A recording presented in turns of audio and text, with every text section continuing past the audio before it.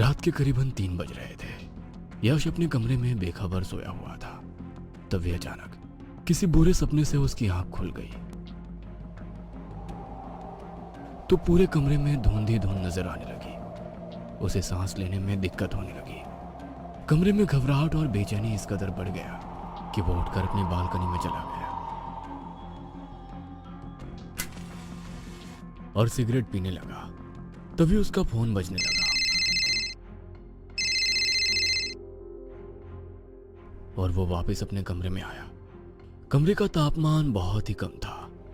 उसने एसी की ओर देखा तो वो भी बंद था। मुंबई के उसूम वाले माहौल में बिना एसी के कमरा इतना ठंडा कैसे हो रहा है, वो ये सोच ही रहा था कि उसका फोन दोबारा बजने लगा। फोन उसके पापा का था। बेटा, जितनी जल्दी हो सके आ जाओ, तुम्हारी माँ हमें छोड़कर चली गई। यश के हाथों से फोन जमीन पर गिर गया। उसे समझ ही नहीं आया कि पापा ने जो कुछ भी कहा वो सच है या सपना। शायद ये बेचैनी और घबराहट माँ के कारण ही हो रही थी, क्योंकि संतान और माँ के दिल के तार तो बच्चे के जन्म से पहले ही जुड़ जाते हैं। उसने अपनी अलमारी से 2 जोड़े कपड़े निकालकर अपना बैग पैक किया और कार से रात में ही गांव की ओर निकल गया।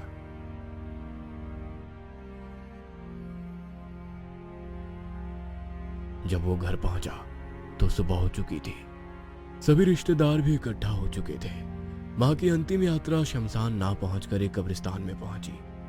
वहां पर पहले से ही कब्र खुदी हुई थी। पापा, हम लोग मां को लेकर यहाँ क्यों आए हैं? हमें तो शमशान जाना चाहिए था। बेटा, अब इस गांव के रिवाज बदल चुके हैं।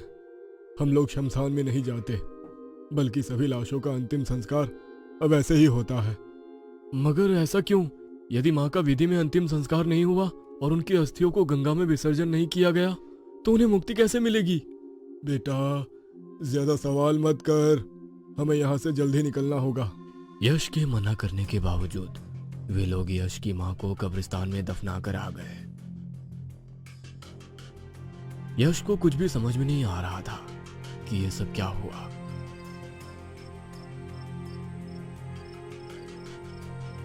रात को उसे नींद नहीं आ रही थी। रह रहकर उसे अपनी मां की शक्ल नजर आ रही थी। तभी वो अपना ध्यान परिवर्तित करने के लिए रात में गांव की गलियों में घूमने लगा। तभी उसे पायल की आवाज आने लगी। उसने उस आवाज की तरफ घूमकर देखा तो वहां पर कोई नहीं था। आवाज धीरे धीरे तेज हो रही थी। ऐसा लग रहा था मानो कोई दबे कदम उसकी तरफ ही बढ़ रहा था। अचानक उसे तेज धक्का लगा और वो जमीन पर गिर गया। और फिर जैसे ही वो उठा, किसी ने जमीन से उसे 4 फीट ऊपर उछाल दिया और वो फिर जमीन पर गिर गया। वो आसपास देखने लगा मगर कोई भी नजर नहीं आया। दर्द से कर्राता हुआ वो उठा और इस हादसे के बाद यश की सोचने समझने की शक्ति कम होने लगी थी। उसे समझ नहीं आ रहा था कि उसके साथ ये क्या हो रहा है। वह घर जाकर चुपचाप सो गया। उसके पिता जो वहीं पर सो रहे थे, उन्होंने एक बार उसकी तरफ देखा मगर कुछ नहीं कहा। यश बिस्तर पर सारी रात सोचता रहा कि अभी जो कुछ भी हुआ उसके पीछे क्या वजह हो सकती है। सारी रात उसे नींद नहीं आई। सुबह थोड़ी देर नींद लगी थी कि मंदिर में होने वाली आरती की आवाज उसके कानों में पड़ी। वह तुरंत अपने बिस्तर से उठा और नहाकर सीधे मंदिर पहुंच गया। मंदिर में होने वाली आरती में शामिल होकर कुछ देर उसके मन को बहुत सुकून मिला। ऐसा लगा मानो रात की सारी परेशानियां और थकान उसके जहन से उतरती जा रही थी। पंडित जी उसे आरती देने लगे तो उसकी शक्ल देखकर कुछ पल के लिए खामोश हो गए और फिर उसके सर पर हाथ रखकर बोले, बेटा, आने वाले 10 दिन तुम्हारी जिंदगी में बहुत भारी है। तुमने कल जो गलती की है वो उस कारण वापस लौट कर आ जाएगी। मैंने कौन सी गलती की है? कौन लौट कर आ जाएगा? आप साफ साफ बताइए। कुछ अघोरी और ओझाओं के प्रभाव में आकर इस गांव के लोग अपनी संस्कृति और सभ्यता को भूल रहे हैं और पश्चिम संस्कृति को अपनाकर अपने लोगों का अंतिम संस्कार कर रहे हैं। उन्हें ऐसा लग रहा है कि ऐसा करने से उनके घर के सदस्य वापस लौट कर आ जाएंगे, मगर उन्हें नहीं पता कि इस गांव पर बहुत बड़ी विपदा होने वाली है और कल इसकी शुरुआत हो चुकी है। हो सके तो अपनी माँ का अंतिम संस्कार कर उनकी आत्मा की शांति की प्रार्थना करना। हरि ओम। पंडित जी की बात सुनकर यश ने मन बना लिया था कि आज वो अपनी माँ का अंतिम संस्कार करके रहेगा। इस बारे में अपने पापा से बात करने के लिए वो घर लौट आया, मगर घर पर कोई नहीं था। उसने अपने पापा को फोन लगाया तो फोन नॉट रीचेबल था। वो खुद ही घर से फावड़ा लेकर अपनी माँ की लाश को कब्र से निकालने के लिए कब्रिस्तान पहुंच गया। वहां का नजारा देखकर हैरान रह गया। उसकी माँ की लाश कब्र से बाहर निकली हुई थी और उसके पिता कुछ तांत्रिकों के साथ मिलकर किसी तंत्र क्रिया को अंजाम दे रहे थे। उल्लू और चमगादड़ वहां पर बहने की आवाज निकाल रहे थे। आसमान से खून की बारिश होने लगी। यह दृश्य देखकर यश की हिम्मत जवाब दे गई, मगर वहां मौजूद दूसरे सभी लोगों के चेहरे पर चमक थी। तभी उस लाश ने अपनी आंखें खोल दी और उठकर बैठ गई। अपनी मां को जिंदा देखकर यश थोड़ा हैरान भी था और परेशान भी कि यह कैसे संभव है। पूरी प्रक्रिया यश के लिए एक राज थी, मगर यश के पिता इस बात से अनजान थे कि तांत्रिकों ने उसकी मां के शरीर में एक शैतानी रूह का वास किया है। उसकी मां नहीं बल्कि एक शैतान बन चुकी थी। उसने अपनी लाल आंखों से यश की तरफ देखा। यश जिस पेड़ के पीछे छिपा था वह पेड़ जलकर राख हो गया। यश अब सबके सामने मौजूद था। हम तो सोच रहे थे केवल एक इंसान को ही मारकर यहाँ पर दफनाना होगा, मगर हमारी इस क्रिया के 2 गवाह हो गए हैं। इन दोनों को पकड़ो और यहीं पर जिंदा दफना दो। तांत्रिक के कहने पर वहां मौजूद 4 लोग उठे और यश और उसके पापा को पकड़ लिए। यह सब क्या है? और यदि मेरी मां सच में जिंदा हो गई है तो तुमने हमें क्यों पकड़ रखा है? मरकर कभी कोई जिंदा हुआ है क्या? जो अब होगा वो तो हमारा फैलाया हुआ भ्रम था जिसमें तुम सब लोग फंस गए। कई लाश यहाँ पर दफन हुई, मगर किसी के भी शरीर में शैतान दाखिल नहीं हो पा रहा था। वो सब लाशें हमारे लिए बेकार थी, मगर हमारे पिछले 5 सालों की मेहनत रंग लाई। आज देखो शैतान जिंदा हो गया। कहते हुए वो तांत्रिक जोर जोर से हंसने लगा। अब बस 2 दिन और उसके बाद इस दुनिया पर शैतान का साम्राज्य होगा।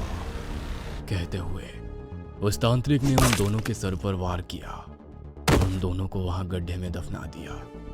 यश के पिता की तो उसी वक्त मौत हो गई थी, मगर यश जिंदा था। उन लोगों ने उसे जिंदा ही दफना दिया और वहां से चले गए। उन लोगों के जाने के बाद मंदिर के पुजारी ने तुरंत वहां गड्ढा खोदकर यश को बाहर निकाला और अपने साथ मंदिर में ले आए। अगले दिन जब यश को होश आया तो उसकी आंखें नम थी। मां के साथ साथ उसने पिता को भी खो दिया था। बेटा, तुम्हें उन लोगों से अपनी मां के शव को हर हाल में प्राप्त करना होगा और उसका अंतिम संस्कार ही इस पूरी समस्या का हल है। मगर तुम जितना सोच रहे हो वो उतना आसान नहीं है। वो लोग इस वक्त साधना में होंगे। यही वक्त है जब तुम अपनी मां के शव को हासिल कर सकते हो। येलो रुद्राक्ष की माला और पवित्र त्रिशूल, ये तुम्हारी हर मुसीबत में रक्षा करेगा। पुजारी के कहने पर यश मां दुर्गा को प्रणाम करके कब्रिस्तान की ओर निकल गया। वहां देखा तो उन लोग उसकी मां की शव को बीच में रखकर कुछ विशेष अनुष्ठान कर रहे थे। जैसे ही उन लोगों को यश के वहां होने का एहसास हुआ, उन्होंने आहुति में खून डाला। आसमान से पत्थरों की बरसात होने लगी। वे पत्थर यश के ऊपर गिर रहे थे। पत्थरों की बरसात से यश घायल होने लगा था, मगर उसे अपनी मां को शैतान बनने से बचाना था, इसलिए वो आगे बढ़ता रहा। उल्लू और चमगादड़ तेजी से चीख रहे थे।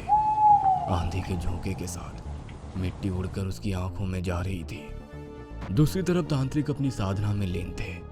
तभी यश भगवान का नाम लेने लगा और आगे बढ़ने लगा।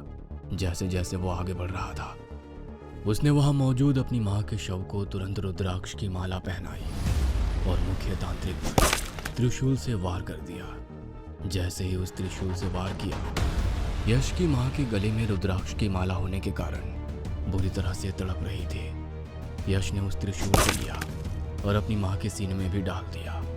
उसकी माँ के शरीर से भी एक काला धुआं बाहर निकला और पूरे कब्रिस्तान में जो हलचल मची हुई थी खामोश हो गई। तांत्रिक के सहयोगी डर से वहां से भाग गए। तब तक पुजारी और दूसरे गांव के लोग वहां पर आ गए थे। पुजारी ने सभी लोगों को हकीकत बताई। तब गांव के सभी लोगों ने मिलकर यश की माँ का और तांत्रिक की लाश का भी अंतिम संस्कार किया। हमारे कई वेद और शास्त्र में इंसान को पूजनीय देने का तरीका है, मगर कुछ राज को राज रहने दिया जाए तो सही रहता है। अरे तुम सब ऐसे स्टैच्यू बनकर चुप क्यों बैठे हो? सफर बहुत लंबा है। इसे खुशनुमा बनाने के लिए कुछ गाओ, गुनगुनाओ। सर, आपको गाना सुनना पसंद है? तुम नए जमाने के खून हो बच्चे, तुम्हें क्या पता कि हम क्या चीज हैं। I love listening songs. Sir, हमें लगता था कि मैं कठोर हूँ, गुस्से में रहता हूँ, तुम लोगों को डांटता रहता हूँ। ये बात तो सच है, लेकिन पागलों, तुम्हारी गलतियों पर अगर मैं डांटूंगा नहीं तो तुम अच्छे साइंटिस्ट नहीं बन पाओगे। मगर इधर ऑफिस आवर्स खत्म, उधर दिल की मस्ती बाहर आ जाती है। ऐसा है तो सर, आपका दिल जवानी में भी खूब मचलता होगा। जवान तो अभी भी है। उम्र के नंबर की बात कर रहे हो तो उस वक्त मैं थोड़ा कमजोर था, इसीलिए तो कमबख्त मेरी वाली को कोई और ही ले उड़ा। सर, अगर हम उन्हीं की बात करें तो उनके लिए आपके दिल में कौन सा गाना चलता है? तुम लोग भी ना उंगली पकड़ाओ तो सिर पर चढ़ जाते हो। अच्छा चलो, सुना ही देता हूँ वो गाना जो उसको देखकर मैं अक्सर गुनगुनाया करता था।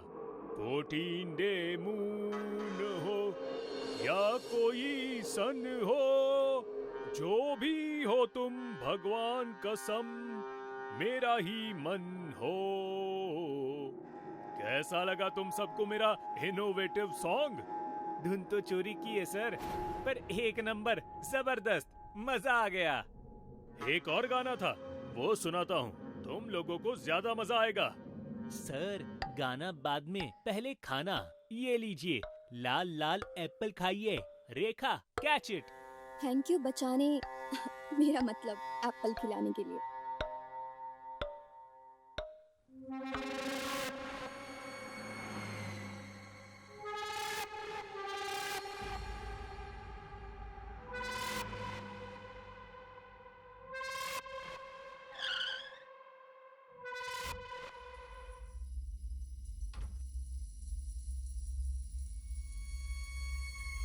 फाइनली हम अपने डेस्टिनेशन बंगाड़ी गांव पहुंच ही गए।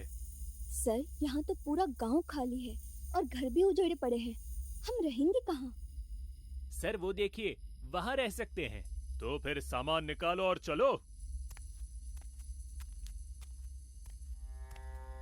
फाइनली एक बढ़िया महल मिल ही गया हमें रहने के लिए। विकास, रेखा, अनूप, कुमार, तुम सब बहुत लकी हो जो तुम्हें देश के सबसे बड़े आयुर्विज्ञान संस्थान की ओर से बंगाड़ी गांव में रिसर्च करने का मौका मिला है।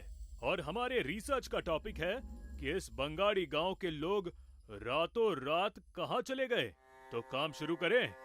सर, थोड़ा आराम तो करने दीजिए। हाँ हाँ सर, सर, इतने निष्ठुर निष्ठुर कठोर ना बनिए। काम के वक्त मुझे मजाक पसंद नहीं। टीमें, विकास, अनूप, तुम दोनों गांव के राइट साइड से जाकर रिसर्च करोगे और टीम बी, रेखा और कुमार, तुम दोनों लेफ्ट साइड से जाकर रिसर्च करोगे। समझ गए? Yes yes sir. लेकिन ध्यान रहे, इस गांव में कुछ लोग पहले भी रिसर्च करने आए थे, लेकिन सभी गायब हो गए, इसलिए सावधान रहकर काम करना। जी सर। चलो अब लग जाओ काम पर।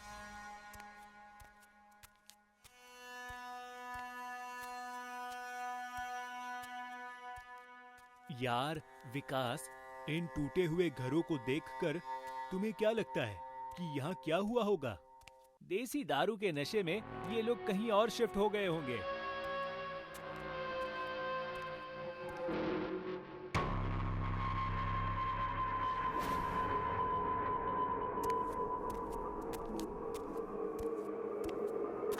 रेखा, यहाँ तुम्हें थोड़ा डर जैसा फील हो रहा होगा, है ना? नहीं, तुम्हें हो रहा है क्या? मुझे और डर? अरे नहीं नहीं, बिल्कुल भी नहीं। मैं बहादुरों के खानदान से हूँ। ओह माय गॉड, तुम्हारे पीछे शेर है, भागो! बचाओ बचाओ, शेर शेर!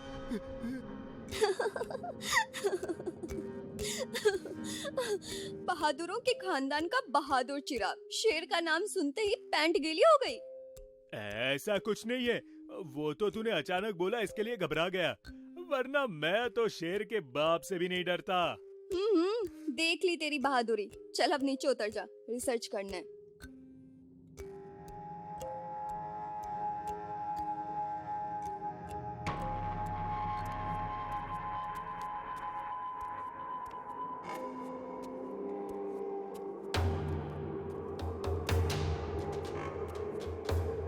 कुमार, सैंपल बॉक्स निकालो जल्दी। मेरे ख्याल से ये हरे रंग का लिक्विड ही इनके मौत का कारण है। जितने ज्यादा सैंपल मिले उतने उठा लो।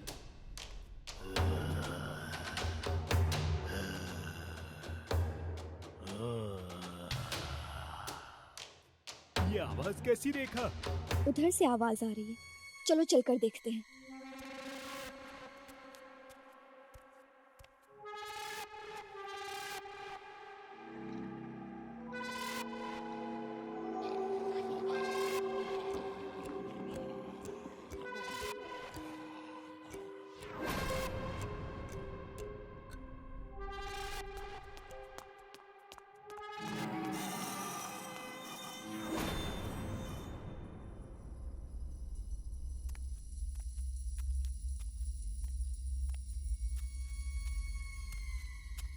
अरे अरे, ये क्या कर रहे हो? तुम लोग इतने घबराए हुए क्यों हो? सर, यहाँ रहना खतरों से खाली नहीं है। इस गांव में नरभक्षी है। नरभक्षी? सर, लगता है नरभक्षी ने हमें देख लिया था, वो आ गया सर। नरभक्षी जैसा कुछ नहीं होता। जाओ जाकर देखो कौन है। नहीं, हम दरवाजा नहीं खोलेंगे, वरना इस गांव के जैसे वो हमें भी खा जाएगा। तुम लोग भी ना कितना डरते हो, मैं देखता हूँ।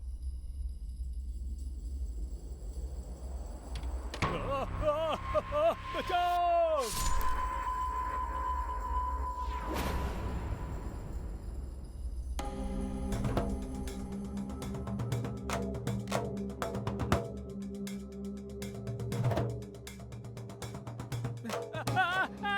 बचाओ मुझे!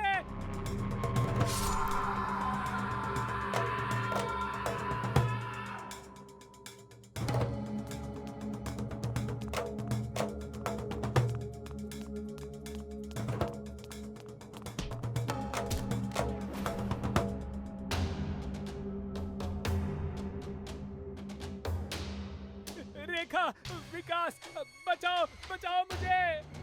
कुमार, विकास, हमें कुमार को बचाना होगा। हम यहाँ रुके तो ये नरभक्षी हमें भी मार डालेगा, और हमारे रिसर्च सेंटर को कभी पता नहीं चलेगा कि यहाँ के लोग कैसे मारे जा रहे हैं। इसलिए चलो यहाँ से।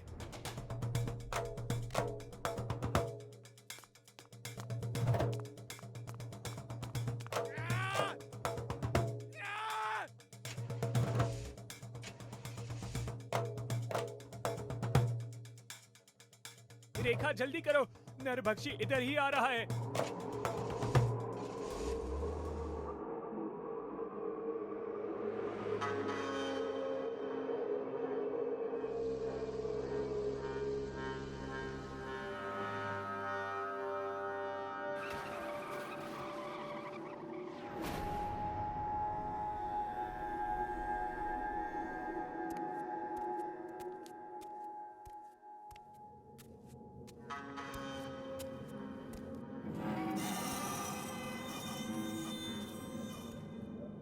विकास, तुम ठीक हो?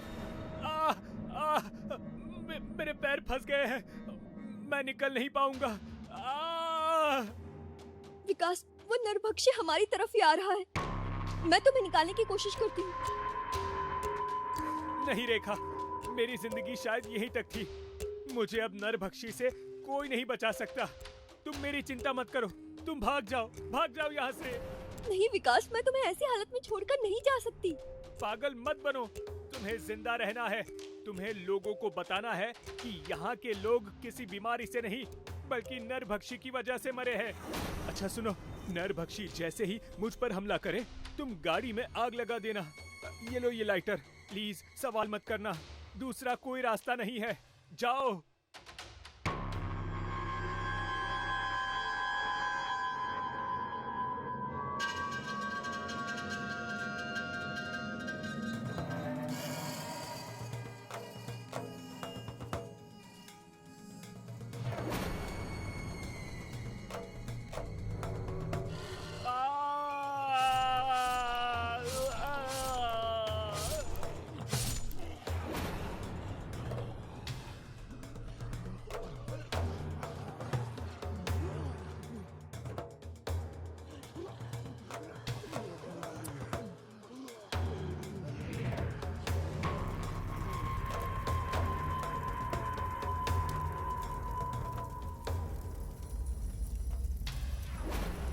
तुम सबकी बहुत याद आएगी।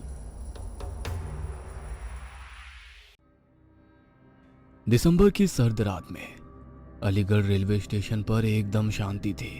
कोई भी यात्री वहां पर मौजूद नहीं था। तभी एक ट्रेन वहां पर आकर रुकी। ट्रेन से कुछ पैसेंजर उतरे तो स्टेशन पर कुछ हलचल हो गई। ये ट्रेन अपने निर्धारित समय से 5 घंटे लेट चल रही थी। कुछ ही देर में सभी पैसेंजर्स ट्रेन से बाहर निकल आए। स्टेशन पर केवल 2-3 पैसेंजर्स ही बचे थे। उसमें से एक थी साक्षी तिवारी। साक्षी अलीगढ़ मेडिकल इंस्टीट्यूट में एडमिशन के लिए आई थी। इस वक्त उसे अपने भाई और मम्मी के साथ होना था, मगर एन टाइम पर पापा की तबीयत खराब होने के कारण उसे अकेले ही आना पड़ा। अपनी ट्रॉली को घसीटते हुए जैसे ही वह स्टेशन से बाहर निकली तो एक टांगा सामने खड़ा था और कोई सवारी का साधन ना मिलने पर उसने इस टांगे वाले के पास पहुंचकर कहा, भैया लक्ष्मीबाई हॉस्टल जाना है। टांगा वाला ऊनी कपड़े पहने, ऊपर से काले कंबल ओढ़े हुए था। मंकी कैप से सिर्फ उसकी आंखें नजर आ रही थी। अपनी बड़ी बड़ी आंखों से कुछ देर तक वो उसे घूरता रहा। फिर टांगे वाले ने उसे बैठने का इशारा किया तो घबराते हुए साक्षी उसके टांगे में बैठ गई।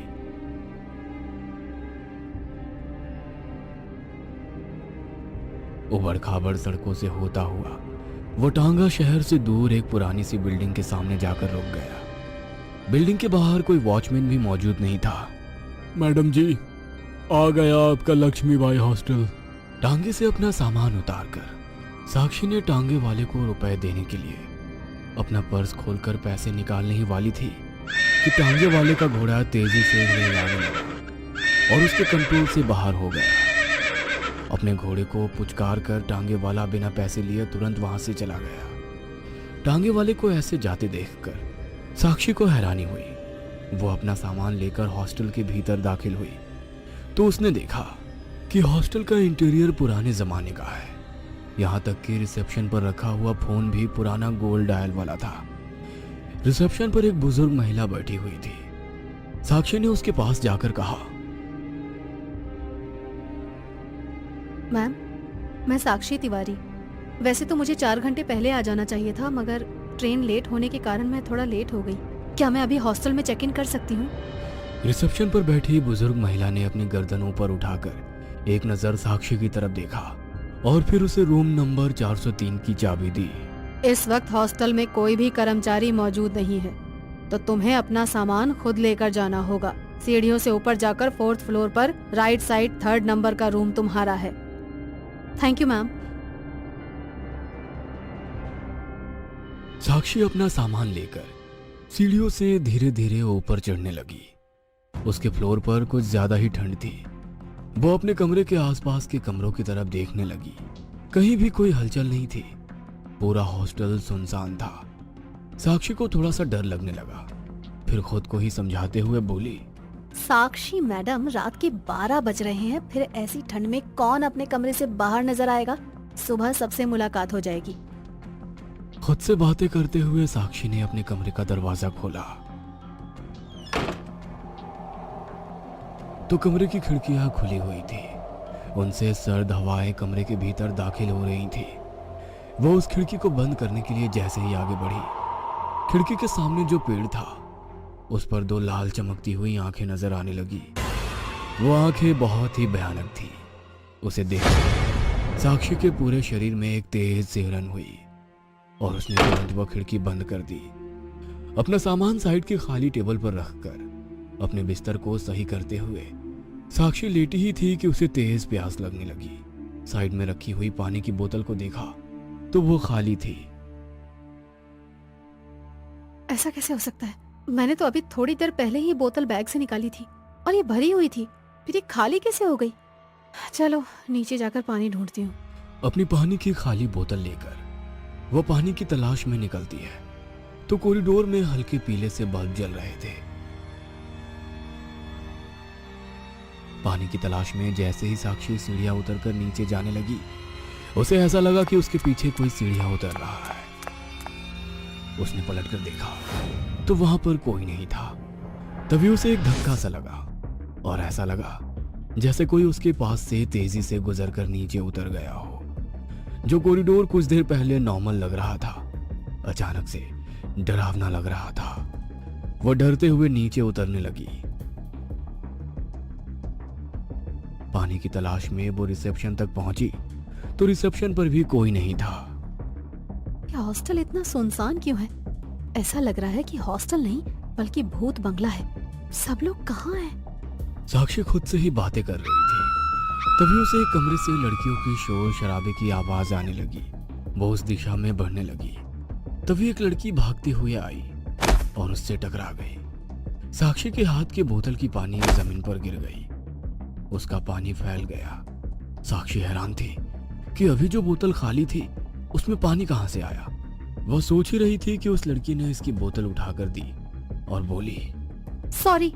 चलो, इस पूरे हॉस्टल में कोई तो नजर आया। मेरा नाम साक्षी तिवारी है। और आपका नाम जानकर क्या करोगी? एक रात की तो मेहमान हो।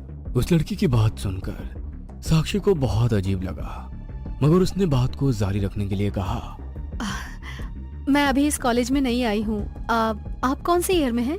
लड़की उसकी बात का जवाब दिए बिना आगे बढ़ गई तो साक्षी ने उसके कंधे पर हाथ रखकर उसे पीछे से रोकने की कोशिश की तो उस लड़की ने बिना मुड़े ही अपनी गर्दन पीछे घुमा दी। ये देखकर साक्षी चीखते हुए वहां से उस कमरे की ओर भागी जहां से उन लड़कियों की आवाज आ रही थी। उसके दिल की धड़कनें तेजी से धड़क रही थी। उस कमरे में 8-10 लड़कियां तेज म्यूजिक लगाकर डांस कर रही थी। उन्हें देखकर साक्षी की जान में जान आई और उसे लगने लगा कि शायद अभी जो कुछ भी उसके साथ हुआ वो सीनियर का कोई प्रैंक होगा। वे लोग उसकी रैगिंग के लिए ये सब कर रहे होंगे। उनसे बात करने की कोशिश करने लगी, मगर वो सभी अपनी मस्ती में इस तरह मग्न थी कि उन्हें अपने आसपास साक्षी के होने का एहसास भी नहीं हुआ। Hello everyone, I'm talking to you all. My name is Sakshi Tiwari and I'm new in this hostel. Please don't behave like this. मुझे पता है आप लोग फ्रेशर के साथ थोड़ी मस्ती कर रहे हैं, मगर प्लीज मुझे डर लग रहा है। यहाँ पर मेरे अलावा और कोई फ्रेशर मुझे नजर ही नहीं आ रहा है। Please talk with me. जैसे ही साक्षी ने कहा, एक लड़की ने म्यूजिक सिस्टम की ओर देखा तो म्यूजिक सिस्टम तुरंत बंद हो गया। सबकी आंखें अब साक्षी को ही घूर रही थी। उनकी आंखों की जगह अजीब से गड्ढे थे, जिसे देख साक्षी डर कर पीछे हटने लगी। वे सब लड़कियां अब उसकी ओर बढ़ने लगी। वो डर कर बाहर की तरफ भागने लगी तो अचानक से बाहर का दरवाजा बंद हो गया। वो दरवाजे को ठोक कर उसे खोलने की कोशिश कर रही थी, मगर वो पूरी तरह से जाम था। प्लीज, मैं आप सबको वार्न कर रही हूँ, यदि ये मजाक है तो बहुत ही वाहियात मजाक है। मैं मैनेजमेंट से शिकायत करूंगी। प्लीज मुझे यहाँ से जाने दो, प्लीज। साक्षी का वार्निंग का भी उन लोगों पर कोई असर नहीं था। अभी भी वे लोग उसकी ओर ही बढ़ रही थी। तभी हॉस्टल के लाइट्स के मेन सॉकेट में तेजी से स्पार्किंग होने लगी और एक धमाके के साथ हॉस्टल में आग लग गई। हॉस्टल पुराना इंटीरियर का था और जगह जगह लकड़ी का काम था, इसलिए तुरंत आग फैलने लगी। जैसे ही आग फैल रही थी, सामने खड़ी हुई सारी लड़कियों की शक्लें बदलने लगी। सभी भयानक लाश में बदल चुकी थी। साक्षी उन्हें देखकर अब समझ चुकी थी कि ये सब कुछ प्रैंक नहीं बल्कि कुछ और ही है। उस आग में जलकर साक्षी भी अब उन्हीं लड़कियों में शामिल हो गई। दरअसल 20 साल पहले हॉस्टल में आग लग गई। हॉस्टल पुराना इंटीरियर का था और जगह जगह लकड़ी का काम था, इसलिए तुरंत आग फैलने लगी। जैसे ही आग फैल रही थी, सभी लड़कियों की मौका वारदात पर ही मौत हो गई। उसके बाद यह हॉस्टल की बिल्डिंग बंद कर दी गई और नया लक्ष्मीबाई हॉस्टल बना दिया गया। मगर हर साल आज के दिन ही इस हॉस्टल में वो रात का मंजर खुद को दोहराता है।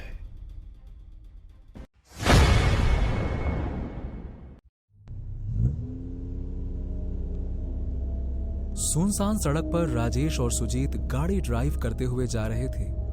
दोनों नशे में धुत थे। उनको ये तक होश नहीं था कि वो जा कहां रहे हैं। यार आज की पार्टी में मजा ही आ गया। फुल ऑन एंजॉय, है ना? हाँ, फुल ऑन एंजॉय। यार शराब कबाब तो दोनों थे, बस एक ही चीज की कमी थी। कबाब और शराब के साथ शबनम भी होती तो मजा आ जाता यार, क्यों? हाँ। यार बस उसी की कमी थी, सही कहा। गाड़ी चलाते चलाते उनको सामने एक औरत दिखाई दी। उसे देख राजेश ने गाड़ी रोक दी। वो औरत लाल रंग के जोड़े में थी। उसने अपना चेहरा घूंघट से ढका हुआ था। वेल एक्सक्यूज मी, कहाँ जाना है आपको? अरे कहो तो कहीं छोड़ दूं मैं, क्यों? उस औरत ने सामने रास्ते की तरफ हाथ करते हुए दिखाया। राजेश ने उसे गाड़ी में बैठने के लिए कहा। वो औरत गाड़ी के पिछले सीट में बैठ गई। वैसे मैडम, आप इतने सुनसान रास्ते में अकेली क्या कर रही थी? अरे आप जैसी खूबसूरत औरत को ऐसे अकेले घूमना शोभा थोड़ी देता है, क्यों? ऐसा कहकर राजेश और सुजीत ने गाड़ी के सामने वाले शीशे में उस औरत को देखा। उसे देखते ही राजेश ने जोर से ब्रेक लगाया। उस औरत का चेहरा घूंघट के अंदर बिल्कुल काला दिख रहा था और खून से सना हुआ। उसके हाथ भी काले और खून से सने हुए थे। क्या हुआ? गाड़ी क्यों रोक दी? मंजिल तक नहीं जाना क्या? नेहा और मिहिर मुंबई में रहते थे। मिहिर जॉब के लिए राजस्थान से मुंबई आया था। एक कंपनी में जॉब लगने के बाद मिहिर बहुत खुश था। गांव में उसके मां बाप रहते थे। मिहिर साल में 3-4 बार गांव आता जाता और अपने मां बाप के साथ रहता। मिहिर की मां हमेशा उससे शादी के लिए पूछती रहती। बेटा, कब तक तू ऐसे ही अकेला रहेगा? अब तो मैं तुम्हारी एक नहीं सुनूंगी। मैंने लड़की देखना शुरू कर दिया है। अरे माँ, क्या तुम भी रोज एक ही बात पे अटक जाती हो? अरे कर लूंगा ना शादी, पहले कोई अच्छी लड़की तो मिल जाए, फिर देख लेंगे। वही तो मैंने अपने पास के गांव की कुछ लड़कियां पसंद की है।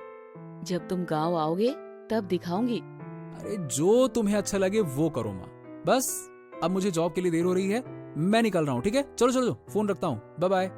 मिहिर ने कॉल कट किया और अपने काम के लिए निकल गया।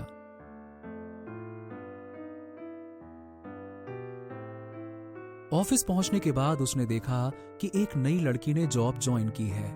मिहिर ने जब पहली बार नेहा को देखा, वो तभी उसे पसंद आ गई थी। धीरे धीरे मिहिर और नेहा के बीच अच्छी दोस्ती हो गई। अब वो दोनों साथ ही काम करते, लंच करते। मिहिर घर जाते जाते नेहा को भी अपने बाइक से उसके घर पे ड्रॉप करता। देखते ही देखते नेहा भी मिहिर को पसंद करने लगी थी, लेकिन दोनों ही अपने मन की बात एक दूसरे को नहीं बता रहे थे। एक दिन मिहिर ने तय किया कि वो नेहा को प्रपोज करेगा। बाद में जो होगा देखा जाएगा। नेहा, मैं बहुत दिनों से ना तुमसे एक बात कहना चाहता हूं। आई डोंट नो तुम कैसे रिएक्ट करोगी, बट मुझे लगता है कि अब कह देना चाहिए। मैं तुमसे बहुत प्यार करता हूं। क्या तुम मुझसे शादी करोगी? नेहा ने सर हाँ में हिलाते हुए कहा। मुझे लगा था कि शायद अब बूढ़े होने तक मुझे तुम्हारे प्रपोजल का वेट करना होगा। दोनों ने मुंबई में ही शादी कर ली। मिहिर ने गांव में कॉल करके अपने परिवार को ये खुशखबरी दी।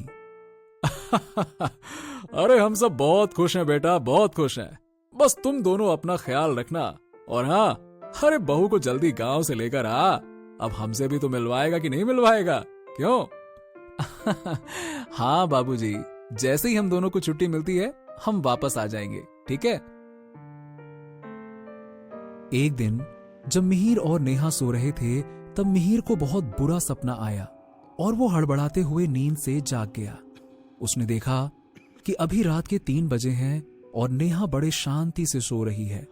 उसने ज्यादा कुछ नहीं सोचा और चुपचाप सो गया। कुछ हफ्तों बाद मिहिर और नेहा को कुछ दिनों की छुट्टी मिल गई। दोनों ही गांव जाने के लिए निकल गए। मिहिर, मैं बहुत खुश हूँ। फाइनली मैं आज सबसे मिलूंगी। मैं भी। अरे माँ बाबूजी तो कब से हम दोनों का वेट कर रहे हैं कि आओ बेटा, देखे तो सही कैसी बहुरिया लाए हो। मिहिर और नेहा को बीच रास्ते में ही रात हो गई। ओफो, अगर हम ऐसे ही जाते रहे तो हमें बहुत देर हो जाएगी। एक काम करते हैं, आगे जाकर ना एक बीच का रास्ता है, वहां से जाते हैं, जल्दी पहुंच जाएंगे। तभी मिहिर की माँ का कॉल आता है। बेटा, तुम कहाँ हो दोनों? इतनी देर क्यों हो रही है? हेलो हेलो, हाँ माँ, हाँ हम बस पहुंच ही रहे हैं। अरे हेलो, मैं दुद्दू गांव के हाईवे पर हूँ। हाईवे? बेटा, वहाँ से क्यों आए तुम? वहाँ से मत आओ बेटा, मेरी बात सुनो। कॉल कट जाता है।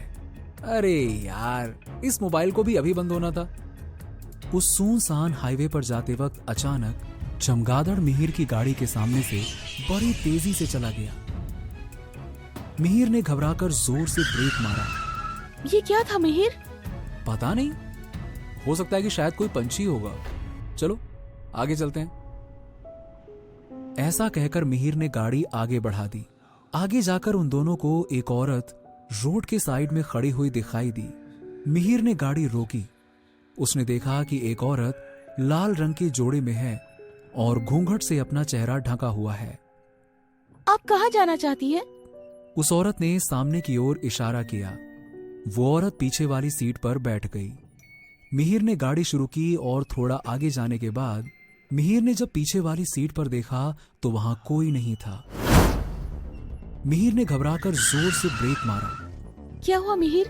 जरा आराम से, गाड़ी क्यों रोक दी? नेहा, नेहा, वो औरत जो अभी पीछे गाड़ी में बैठी थी, वो कहां गई? नेहा ने पीछे मुड़कर देखा तो पीछे वाली सीट खाली थी। वो दोनों बहुत डर गए। मिहिर ने बिना वक्त गवाए गाड़ी शुरू की, लेकिन वो औरत उनकी गाड़ी के सामने थी। मिहिर और नेहा गाड़ी के बाहर आए। कौन हो तुम? अचानक से कैसे गाड़ी के अंदर से गायब हो गई और अभी सामने खड़ी हो? कौन हो? मिहिर और कुछ बोल पाता उससे पहले ही उस औरत ने मिहिर की गर्दन पकड़ ली और उसे हवा में उठा लिया। मिहिर अपने आप को छुड़ाने की कोशिश करता रहा। नेहा ने उस औरत को पकड़ने की कोशिश की, लेकिन उसने नेहा को धक्का दे दिया। नेहा ने उस औरत से कहा, प्लीज प्लीज मेरे पति को छोड़ दो, मत मारो उसे। कम से कम मेरे बच्चे के लिए तो मेरे पति को मत मारो, प्लीज। बच्चे का नाम सुनते ही उस औरत ने नेहा की ओर देखा और मिहिर को छोड़ दिया। नेहा ने देखा कि उस औरत की आंखों से खून के आंसू आ रहे हैं। वो औरत एक डरावनी आवाज निकालकर रोने लगी और अगले ही पल वहां से गायब हो गई। मिहिर, तुम ठीक तो हो ना मिहिर? हाँ, मैं ठीक हूं नेहा, लेकिन तुमने बताया क्यों नहीं कि तुम प्रेग्नेंट हो? मुझे भी 2 दिन पहले ही पता चला। मैंने सोचा ये खुशखबरी मैं तुम्हें अपने घर गांव में जाकर दूंगी, माँ बापूजी की खुशी भी दुगनी हो जाएगी। लेकिन ये तो कुछ और ही हो रहा है। ये सब क्या था? कौन थी ये औरत? मुझे भी नहीं पता नेहा, लेकिन अब हमें यहाँ नहीं रुकना चाहिए, तुरंत चलना चाहिए। जल्दी चलो, चलो गाड़ी में बैठो। सुबह की पहली किरण निकल चुकी थी। मिहिर और नेहा गाड़ी में बैठकर अपने गांव जाने के लिए निकल गए। गांव पहुंचकर उन्होंने सारी बात अपने परिवार वालों को बता दी। बेटा, जो तुम्हें औरत मिली थी उसे आज तक कई लोगों ने देखा है। लोग तो कहते हैं कि कई लोगों की वो जान भी ले चुकी है। लेकिन पिताजी, ऐसा क्यों? और वो औरत है कौन?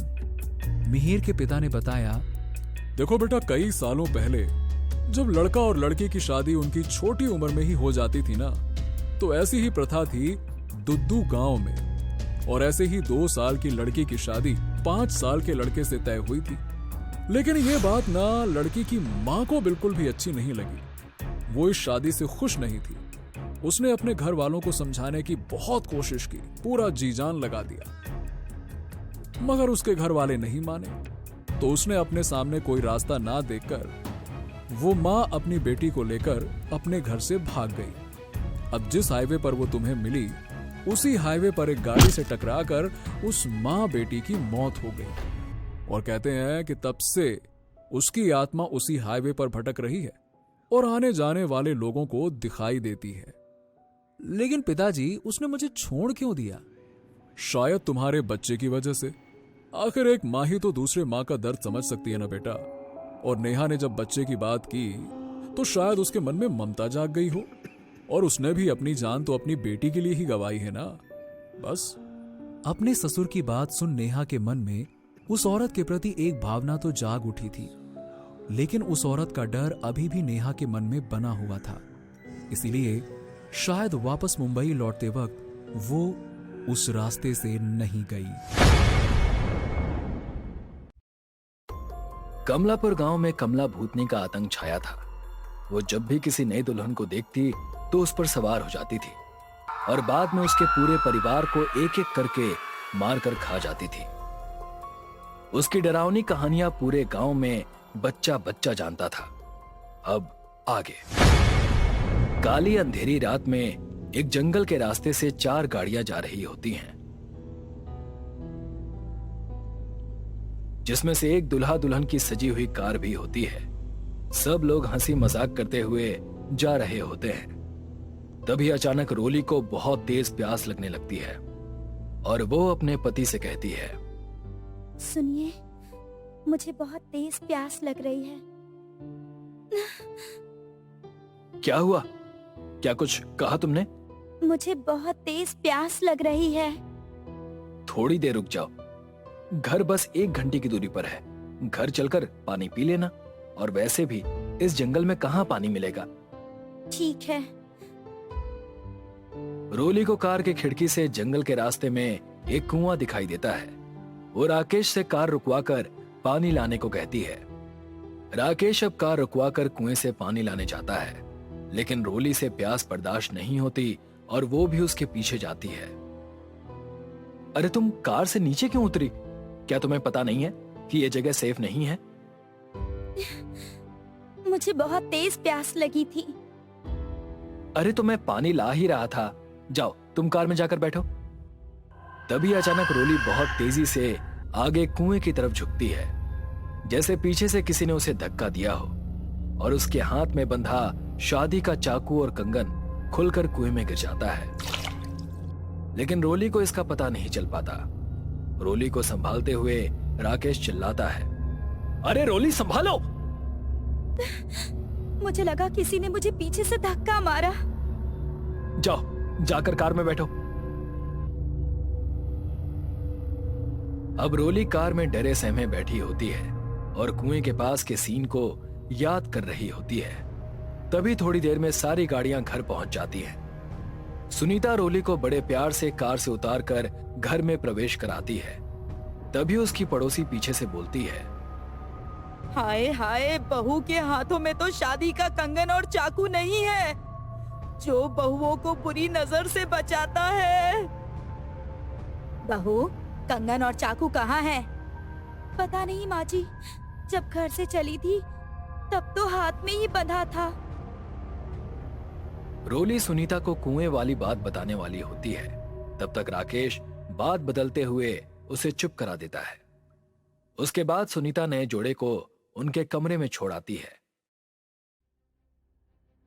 अब रात के अंधेरे में मुकेश पानी पीने के लिए उठता है, लेकिन तभी एकदम हवा से खिड़कियां आपस में टकराने लगती हैं। वो जैसे ही खिड़की बंद करने के लिए आगे बढ़ता है, उसका पैर मुड़ जाता है और वो जमीन पर गिर जाता है। तेज हवा और बिजली के कड़कने से खिड़की के पर्दे तेजी से इधर उधर हो रहे थे। वहां का माहौल बहुत डरावना हो गया था। कौन है? कौन है? सामने आओ! अचानक मुकेश का पैर कोई खींचते हुए उसे घर के बाहर घसीटने लगा। मुकेश जोर जोर से चिल्लाने लगा। तभी वहां श्यामलाल और सुनीता आ जाते हैं। क्या हुआ बेटा? तुम क्यों चिल्लाए? माँ, माँ, यहाँ कोई भूत है जो मुझे मारने की कोशिश कर रहा है। यहाँ कोई नहीं है मुकेश, जाओ जाकर सो जाओ। कोई बुरा सपना देखा होगा तुमने। नहीं, वो मुझे मार देगी। श्यामलाल मुकेश को समझाकर सोने चला गया। अब सुनीता मुकेश से कहती है, चल तू मेरे साथ, मेरे कमरे में चलकर सो। उन दोनों के जाते ही घर का दरवाजा खुलता है और कमला भूतनी, जो कि शादी के जोड़े में है, घर के अंदर आकर घर को देखते हुए भयानक हंसी में हंसने लगती है और डरावने तरीके से धीरे धीरे चलती हुई राकेश के कमरे में जाती है। उसकी पायलों की आवाज पूरे घर में गूंज रही होती है और वो रोली की जगह जाकर लेट जाती है। अब दूसरे दिन घर में खुशी का माहौल है और सुनीता पंडित जी को बुलाती है, जो कि गेट पर खड़े होते हैं। अरे पंडित जी, यहाँ आइए, बहुत देर कर दी आपने। अरे सुनीता बहन, क्या करें, शादियों का सीजन है, इसीलिए बहुत भागा दौड़ी हो रही है। हाँ वो तो है। पंडित जी चलिए पूजा शुरू करवाइए। हाँ, नई बहू को बुलाइए, पूजा उसके हाथ से ही होगी और मुहूर्त का समय निकलता जा रहा है। सुनीता अब रोली को लेकर आती है, लेकिन रोली बहुत ही अजीब तरीके से चलकर आती है और पूजा में बैठने से मना कर रही होती है। क्या हुआ बहू? जल्दी चलो, पूजा का समय निकल रहा है। माँ, मैं पूजा नहीं करूंगी, मेरी तबीयत ठीक नहीं लग रही।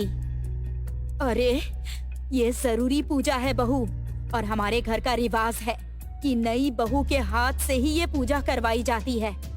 सुनीता की बात सुनकर रोली को बहुत गुस्सा आने लगता है और उसकी आंखें लाल हो जाती हैं और तभी वो घूंघट के अंदर से फूंक मारती है और अचानक तेज आंधी के साथ काली घटा छा जाती है और मंदिर के पास रखा सारा सामान गिरने लगता है और हवा में उड़ जाता है। घर के सारे लोग इधर उधर दीवार का सहारा ढूंढने लगते हैं। ये देखते ही पंडित चिल्लाने लगता है, अनर्थ, घोर अनर्थ। क्या हुआ पंडित जी, आप ऐसे क्यों बोल रहे हो? ये कोई साधारण आंधी नहीं है, काली शक्तियों की माया से उत्पन्न की गई आंधी है। जरूर कुछ अनिष्ट होने वाला है।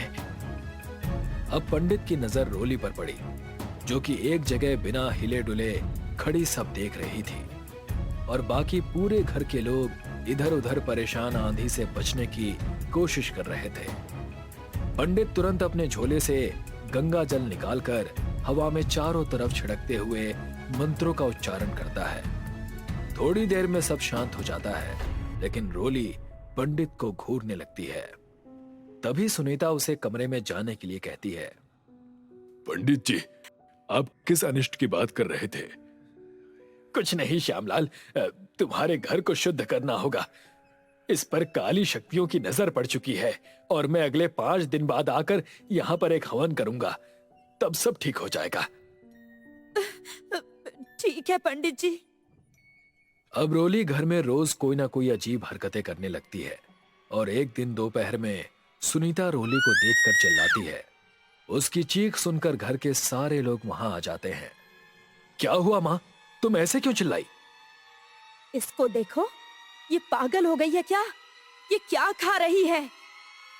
सभी लोग जब रोली को देखते हैं तो उनको यकीन नहीं होता।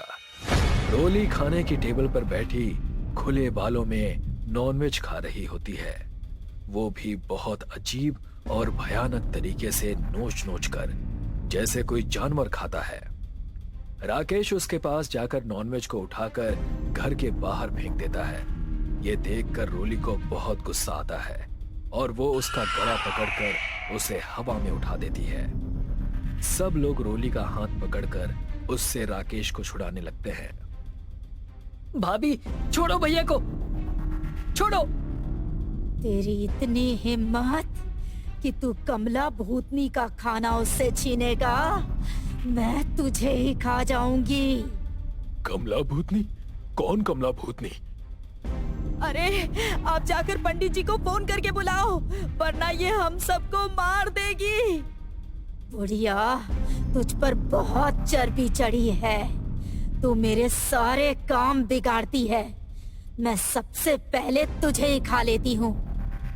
कमला भूतनी अब सबको हवा में उछालकर इधर उधर फेंक देती है और सुनीता को गिराकर उसके ऊपर बैठ जाती है और उसकी टांग को खाने लगती है। पूरे फर्श पर खून बहने लगता है।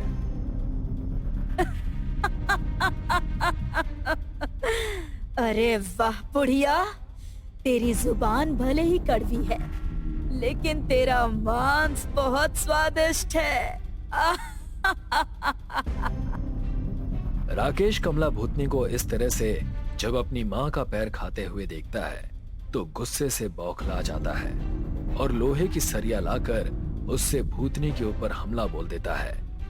तब तक पंडित जी भी आ जाते हैं। वो मुकेश को कमला भूतनी को पकड़ने के लिए कहते हैं और श्यामलाल के साथ मिलकर हवन की तैयारी कर लेते हैं। सुनो, तुम दोनों कमला भूतनी को पकड़कर यहाँ इस गोल घेरे में बैठे रहना और इसे यहाँ से उठने मत देना।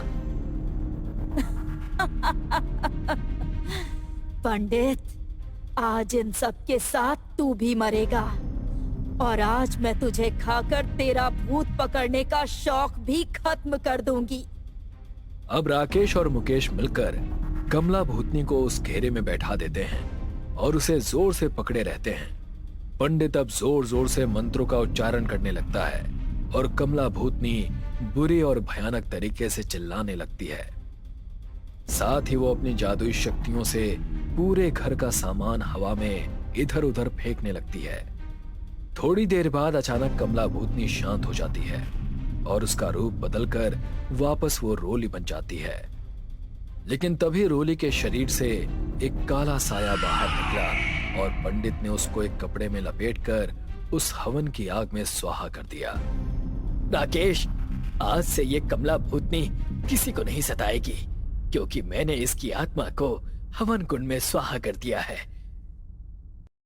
अब राकेश और मुकेश पीछे मुड़कर सुनीता के पास जाते हैं और रोने लगते हैं क्योंकि सुनीता की गर्दन और एक पैर को कमला भूतनी ने खा लिया होता है और उसकी लाश खून से सनी पड़ी होती है। थोड़ी देर बाद रोली को होश आ जाता है। वो जब सुनीता की लाश देखती है तो बिलख बिलख कर रोने लगती है और पूरे परिवार में शोक छा जाता है।